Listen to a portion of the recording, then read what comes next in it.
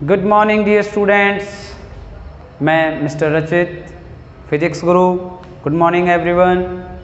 आज जो हम आपके लिए टॉपिक लेकर आए हैं वो टॉपिक है हमारे पास में यूनिट 4 से इलेक्ट्रोमैग्नेटिक इंडक्शन। आज हम जो बात करने वाले हैं वो EMI electromagnetic induction. Electromagnetic induction के बारे में मैं आपको बता दूं डियर स्टूडेंट्स कि इलेक्ट्रोमैग्नेटिक इंडक्शन के अंदर क्या होता है। इलेक्ट्रोमैग्नेटिक इंडक्शन में हमारे पास में इलेक्ट्रिक फील्ड और मैग्नेटिक फील्ड एक दूसरे के चेंजेबल हैं। कैसे? मैं बात करता हूं इलेक्ट्रिक फील्ड के प्रोड्यूस होने का रीजन क्या था कि अगर चार्ज पार्टिकल रेस्ट में आ जाए, तो इलेक्ट्रिक फील्ड डेवलप हो सकती है, और अगर चार्ज पार्टिकल मोशन में आ जाए तो इलेक्ट्रिक फील्ड डेवलप हो सकती है। लेकिन मैग्नेटिक फील्ड जो प्रोड्यूस होगा वो सिर्फ और सिर्फ कब होगा? वो तब होगा जब चार्ज पार्टिकल क्या कर रहा होगा? मोशन कर रहा होगा। तो ये चीजें हमने स्टडी किया हुआ है 10th क्लास में, पहली यूनिट 12th क्लास में पहले चैप्टर में हमने ये स्टडी किया कि चार्ज पार्टिकल रेस्ट में था तो अपने चारों तरफ एक space create, the space around by the charge particle and the electric field can be felt down. एक चार्ज पार्टिकल अपने चारों तरफ एक स्पेस बना लेता है, स्पेस बना लेकर वो इलेक्ट्रिक फील्ड प्रोड्यूस करेगा, डेवलप करेगा। जब वो चार्ज पार्टिकल मोशन करता है तो इलेक्ट्रिक करंट बनाता है, वहां पे भी इलेक्ट्रिक फील्ड होती है। बट ऑरस्टेड एक्सपेरिमेंट ने क्या कहा कि जब हमारे पास में चार्ज पार्टिकल मोशन करता है तो मैग्नेटिक कंपास या मैग्नेटिक निडल में डिफ्लेक्शन आता है, लेकिन जब चार्ज पार्टिकल मोशन करना बंद कर देता है तो उस मैग्नेटिक निडल या मैग्नेटिक कंपास में किसी भी तरह का कोई डिफ्लेक्शन नहीं होता है। कोई डिफ्लेक्शन नहीं होगा, रीजन आ गया हमारे पास में कि मैग्नेटिक फील्ड सिर्फ तभी प्रोड्यूस होगी जब हमारे पास क्या होगा? चार्ज पार्टिकल मोशन कर रहा होगा। तो इलेक्ट्रोमैग्नेटिक इंडक्शन में मैं बता देता हूं when change the electric field, then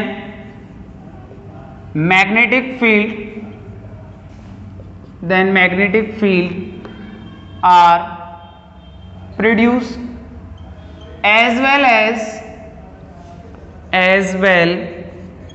as magnetic field are changed,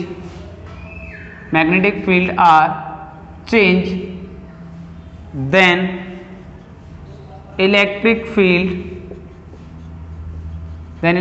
field are produced। कि जब आप इलेक्ट्रिक फील्ड को चेंज करोगे तो मैग्नेटिक फील्ड प्रोड्यूस होगा, उसी के अकॉर्डिंगली अगर मैग्नेटिक फील्ड को चेंज करोगे तो इलेक्ट्रिक फील्ड। ये बहुत बड़ी एक डिस्कवरी थी माइकल फैराडे जी ने हमें वो दिया है जो शायद ही किसी ने दिया होगा। माइकल फैराडे जी ने इलेक्ट्रिसिटी मैग्नेटिज्म को बदल कर रख दिया। उन्होंने कहा कि अगर EMI होगा, इलेक्ट्रोमैग्नेटिक इंडक्शन होगा, तो हमारे पास सारी चीजें पॉसिबल हैं। आपका फैन चल रहा है, आपके जनरेटर चल रहे हैं, आपके घरों में इलेक्ट्रिसिटी आ रही है, आपके मोबाइल चार्ज हो रहे हैं, आज वायरलेस कम्युनिकेशन सिस्टम जो चल रहा है वो सारा का सारा EMI पर डिपेंड करता है। जस्ट इमेजिन अगर हमारे देश से लाइट चली जाए तो आप देखते हो आपके घर से आज की गर्मी के मौसम में अगर थोड़ी देर के लिए लाइट चली जाती है, आपके AC बंद हो जाते हैं, फैन बंद हो जाते हैं, तो आप तड़फड़ा जाते हो। तो माइकल फैराडे जी को गॉड मानिए, धन्यवाद करिए कि उन्होंने हमें EMI दिया, इलेक्ट्रोमैग्नेटिक इंडक्शन दिया, और उस इलेक्ट्रोमैग्नेटिक इंडक्शन की वजह से आज हम बहुत सारी चीज़ों का यूज़ कर रहे हैं, फायदे उठा रहे हैं, मजे ले रहे हैं AC में बैठकर। तो दिस इज द EMI। आप लोग EMI का ये मतलब समझ लीजिए। तो EMI के जो रीजन था वो EMI के बारे में मैंने आपको बता दिया है। तो मैं डियर स्टूडेंट बात कर रहा था कि मैग्नेटिक फील्ड हमारे पास, मैग्नेटिक फील्ड अगर हम चेंज कर दें तो इलेक्ट्रिक फील्ड हमारे पास क्या हो सकता है? प्रोड्यूस हो सकता है। This is called the EMI। अब EMI के बारे में और EMI से क्या रिलेशन था, EMI के बारे में हमने कुछ बताया आपको, लेकिन इसका जो मेन टॉपिक है, मेन टॉपिक हमारे पास क्या होगा? मेन टॉपिक हमारे पास होगा magnetic flux start. Magnetic flux से हमारे पास स्टार्ट होना है टॉपिक। तो मैग्नेटिक फ्लक्स से हमारे पास में पहला टॉपिक जो है हमारे पास वो मैग्नेटिक फ्लक्स है। ये हम स्टार्ट करते हैं मैग्नेटिक फ्लक्स। मैग्नेटिक फ्लक्स के बारे में बताया गया है कि जो मैग्नेटिक फ्लक्स है वो φB इक्वल टू होता है BA के।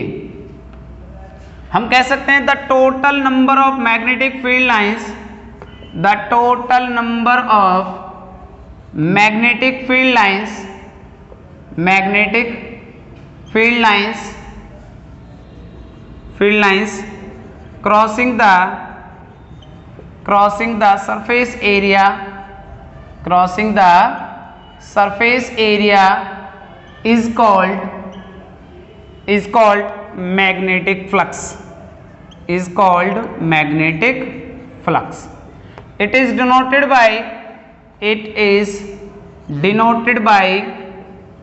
φB। किससे डिनोट किया जाता है? φB से डिनोट किया जाता है। ये हमारे पास मैग्नेटिक फ्लक्स है। The total number of magnetic field lines, बहुत सारी मैग्नेटिक फील्ड लाइंस हैं। ये एरिया हो गया, इस एरिया को क्रॉस करेंगे इस तरह से, ये एरिया को क्रॉस करेंगे तो यहां पे मैग्नेटिक फ्लक्स क्या होगा? मैक्सिमम होगा। तो total number of magnetic field lines के द्वारा किसी एरिया को क्रॉस करना क्या कहलाता है? मैग्नेटिक फ्लक्स कहलाता है। और मैग्नेटिक फ्लक्स क्या हो गया? BA के बराबर हो गया। अब इसे आगे स्टडी करते हैं हम।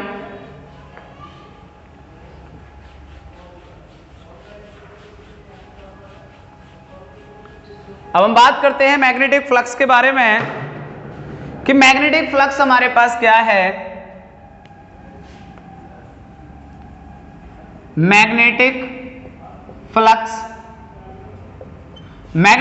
के बारे में मैंने कहा कि मैग्नेटिक फ्लक्स φB BA के बराबर है। इसमें हम ये कह सकते हैं कि जो φB है वो डायरेक्टली प्रोपोर्शनल है मैग्नेटिक फील्ड पर, और मैग्नेटिक फ्लक्स डायरेक्टली प्रोपोर्शनल है एरिया पर। कैसे? हमने एक एरिया लिया, ये एक छोटा सा एरिया था, एक एरिया एलिमेंट हो गया, ये मैग्नेटिक फील्ड लाइंस गई इस तरह से, आप देख रहे हो इसमें दो मैग्नेटिक फील्ड लाइंस ने इसको क्रॉस किया, तो यहाँ पे मैग्नेटिक फ्लक्स कितना होगा? 2 होगा। अगर हम एक एरिया एलिमेंट ले लेते हैं, एक मैग्नेटिक फील्ड लाइंस ये गई, एक मैग्नेटिक फील्ड लाइंस ये गई इस तरह से, तो आपने देखा यहाँ पे मैग्नेटिक फील्ड लाइंस कितनी क्रॉस कर रही है एरिया को? 3 मैग्नेटिक फील्ड लाइंस एरिया को क्रॉस कर रहे हैं, तो मैग्नेटिक फ्लक्स कितना होगा? 3 होगा। तो मैं कहाँ पे मैग्नेटिक फ्लक्स कहाँ ज्यादा है? यहाँ ज्यादा है। क्यों ज्यादा है? क्योंकि ज्यादा मैग्नेटिक फील्ड लाइंस ने उसको क्या किया? क्रॉस किया। इसलिए हम कह सकते हैं कि जो मैग्नेटिक फ्लक्स है वो किस बात पे डिपेंड कर रहा है? मैग्नेटिक फील्ड लाइंस पे डिपेंड कर रहा है। ये बात प्रूफ हो चुकी है। अब इसके बाद हम आगे स्टडी करते हैं कि मैग्नेटिक फ्लक्स एरिया पर कैसे डिपेंड करता है। ये एक एरिया एलिमेंट था, ये मैग्नेटिक फील्ड लाइंस गई इस तरह से, आपने देखा एक एरिया एलिमेंट था, इससे 2 मैग्नेटिक फील्ड लाइंस क्रॉस करें। एक और एरिया ले लिया आपने, एक मैग्नेटिक फील्ड लाइंस ये गया, एक ये गया, इस तरह से गया हमारे पास में। तो देखिए यहाँ पे कितनी मैग्नेटिक फील्ड लाइंस ने, जितना बड़ा एरिया था उतनी ज्यादा मैग्नेटिक फील्ड लाइंस ने उसको क्या किया है? क्रॉस किया है। तो जितना बड़ा एरिया होगा उतनी ही मैग्नेटिक फील्ड लाइंस उसके एरिया को, ये एरिया की डायरेक्ट ऐसे है, एरिया की डायरेक्शन इधर है, मैग्नेटिक फील्ड लाइंस इधर जा रही हैं, एरिया के साथ में जा रही है हमारे पास में। तो जितनी ज्यादा मैग्नेटिक फील्ड लाइंस उस एरिया को क्रॉस करेंगी उतना ही ज्यादा मैग्नेटिक फ्लक्स होगा। तो जितना बड़ा एरिया होगा उतना ही मैग्नेटिक फ्लक्स ज्यादा होगा। तो हमने ये कह दिया है कि मैग्नेटिक फ्लक्स किस बात पे डिपेंड कर रहा था? मैग्नेटिक फील्ड पर भी डिपेंड कर रहा है और एरिया पर भी डिपेंड कर रहा है। तो हमने कह दिया कि magnetic flux area as well as magnetic field पर डिपेंड कर, मैग्नेटिक फील्ड लाइंस पर डिपेंड करता है।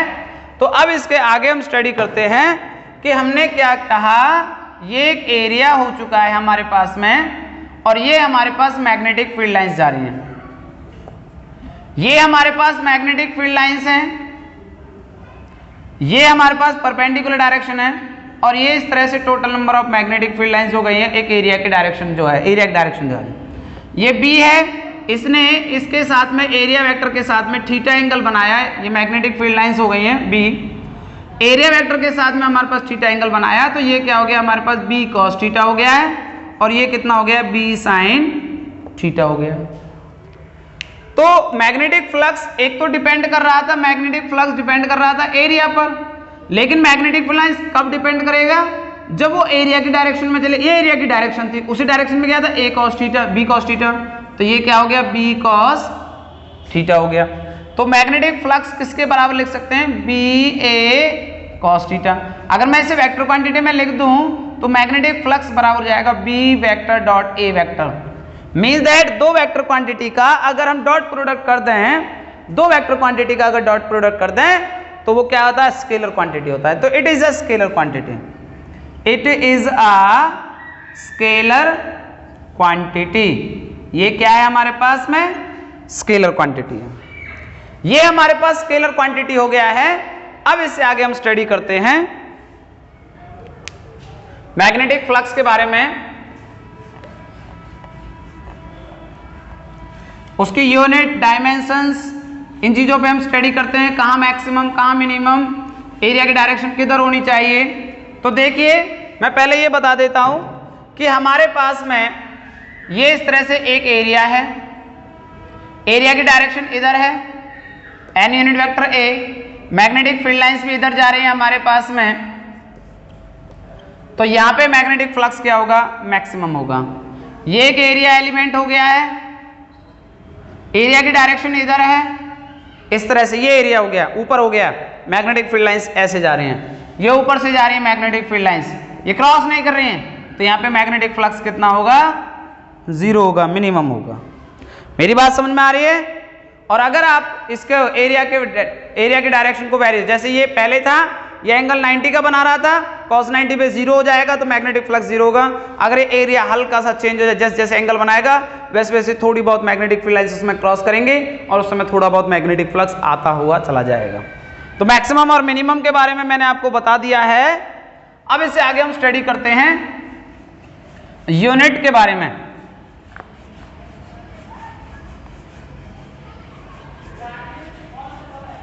यूनिट के बारे में स्टडी करते हैं हम आगे, क्या कि unit of magnetic flux, unit of magnetic flux,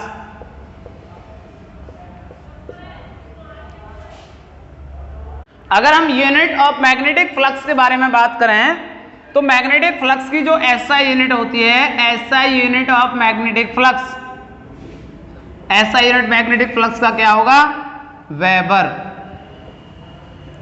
और अगर हम सीजीएस यूनिट की बात करें, CGS unit of magnetic flux, तो वो होगा मैक्सवेल,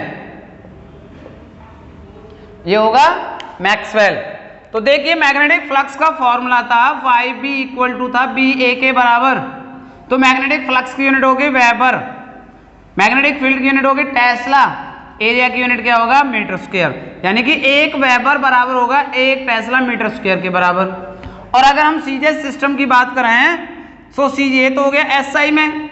अगर मैं सीजीएस के बारे में बात करता हूं तो मैग्नेटिक फ्लक्स बराबर होता है बी ए के बराबर। तो मैग्नेटिक फ्लक्स की जो यूनिट होती है सीजीएस सिस्टम में होती है मैक्सवेल, ये होता है मैक्सवेल इक्वल टू एक मैक्सवेल। मैग्नेटिक फील्ड की सीजीएस यूनिट होती है गॉस, तो ये हो गया गॉस और एरिया हो जाएगा सेंटीमीटर का स्क्वायर। अब हम कहते हैं कि रिलेशन क्या है, relation between Tesla, weber and Maxwell, weber और मैक्सवेल के भी अंदर रिलेशन क्या है। तो वेबर और मैक्सवेल में रिलेशन क्या है, जब एक वेबर बराबर होगा एक टेस्ला मीटर स्क्वायर के बराबर, तो एक वेबर, एक टेस्ला जो होता है, एक टेस्ला बराबर हो जाएगा 10 की पावर 4 गॉस के बराबर, 10 की पावर 4। कैसे कि हमने कल स्टडी किया था, आपको याद होगा, यहाँ पे लिख देता हूं कि एक गॉस बराबर होता है 10 की पावर -4 टेस्ला के। तो एक टेस्ला किसके बराबर हो जाएगा, 10 की पावर 4 गॉस के, और एक मीटर स्क्वायर हो जाएगा 10 की पावर 4 सेंटीमीटर स्क्वायर के बराबर। तो एक वेबर बराबर हो गया 10 की पावर 4 और 10 की पावर 4 कितने हो गए, 10 की पावर 8, 10 की पावर 8। और गॉस सेंटीमीटर स्क्वायर किसके बराबर हो जाएगा, गॉस सेंटीमीटर स्क्वायर हो जाएगा मैक्सवेल के बराबर। किसके बराबर हो जाएगा, मैक्सवेल के बराबर। तो आई होप आपको मेरी बातें ये समझ में आ गई होंगी। अब हम इससे आगे स्टडी करने चलते हैं कि what is the dimensions, what is the dimensions of, आप इन्हें स्क्रीनशॉट लेके या पॉज करके आप लोग यहाँ पे नोट कर सकते हैं इसे। अब हम बात कर लेते हैं आगे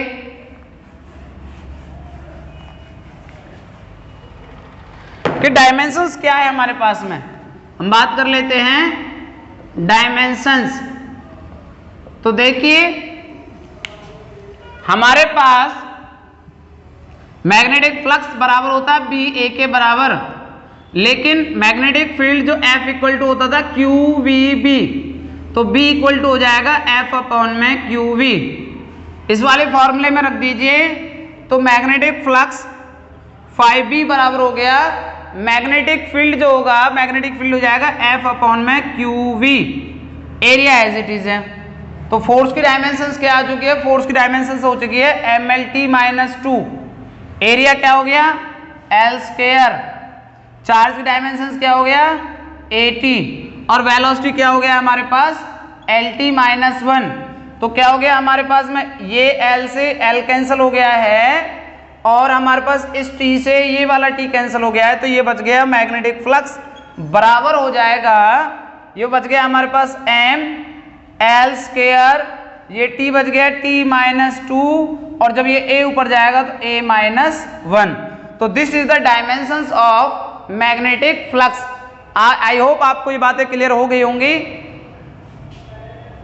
अब हम ये जो डायमेंशंस हमने क्लियर किया है वो डायमेंशंस आप लोगों को नोट कर लेना है। अब इससे आगे हम जो स्टडी कराने जा रहे हैं डियर स्टूडेंट, वो टॉपिक है हमारे पास में क्या, वो टॉपिक हमारे पास में है न्यूमेरिकल। एक न्यूमेरिकल कर लेते हैं मैग्नेटिक फ्लक्स के बेसिस पर। न्यूमेरिकल दिया हुआ है, एक रेक्टेंगुलर कॉइल दे रखा है हमारे पास इस तरह से, एक साइड उसकी 6 सेंटीमीटर दे रखा है, एक साइड उसकी 8 सेंटीमीटर दे रखा है। मैग्नेटिक फ्लक्स बताना है, अगर मैग्नेटिक फील्ड बराबर दे रखा है 0.5 टेस्ला, तो मैग्नेटिक फ्लक्स का फॉर्मूला हो गया बी ए के बराबर। लेकिन उसने ये भी कहा है कि वो मैग्नेटिक फील्ड लाइंस के राइट एंगल है। अब मैग्नेटिक फील्ड ये एरिया है, मैग्नेटिक फील्ड लाइंस ऐसे जा रही हैं तो राइट एंगल मतलब उस पर जाकर पड़ रहा है, उसकी डायरेक्शन में जा रहा है, तो कॉस थीटा लग जाएगा। तो मैग्नेटिक फ्लक्स, मैग्नेटिक फील्ड जो हो गया है 0.5 हो गया है, एरिया 6 सेंटीमीटर तो 0.06 मीटर हो गया, 8 सेंटीमीटर कितना हो जाएगा 0.08 हो जाएगा, इनटू में कॉस थीटा, थीटा एंगल 0 है, कॉस 0 की वैल्यू हो गई 1। आप अपॉन में 100 कर लीजिए, इसे अपॉन में 100 कर लीजिए, और अपॉन में ये क्या हो गया 10 हो गया है। तो ये मैग्नेटिक फ्लक्स बराबर हो गया 5 6 30, और ये हो गया 240, ये हो गया 240 अपॉन में ये हो गया 10 मल्टीप्लाई 100 मल्टीप्लाई 100, एक जीरो से एक जीरो कैंसिल हो गया तो ये बच गया 24, ये ऊपर जाएगा 10 की पावर कितना हो गया -4। आप इसे 2.4 इंटू 10 भी लिख सकते हैं, तो ये आगे रिजल्ट आ जाएगा 2.4 इंटू 10 की पावर -3। 2.4 इंटू 10 की पावर मैग्नेटिक फ्लक्स की जो यूनिट होगा वो क्या होगा, वेबर होगा। तो आई होप डियर स्टूडेंट ये न्यूमेरिकल आपको क्लियर हो गया। अगर नंबर ऑफ टन्स कह दें तो एन नंबर 600, जैसे कह दिया कि 600 टन है इसके ऊपर, तो आप 600 टन इसके साथ मल्टीप्लाई कर लीजिए, वो मैग्नेटिक फ्लक्स हो। तो आई होप डियर स्टूडेंट ये बातें आपको समझ में आ गई होंगी। Thank you so much, bye bye. आप लोग खुश रहिए अपने घरों पर। Physics Guru, Rachit sir physics Guru channel name, आप इसे लाइक करिए, सब्सक्राइब करिए। Thank you so much, bye bye.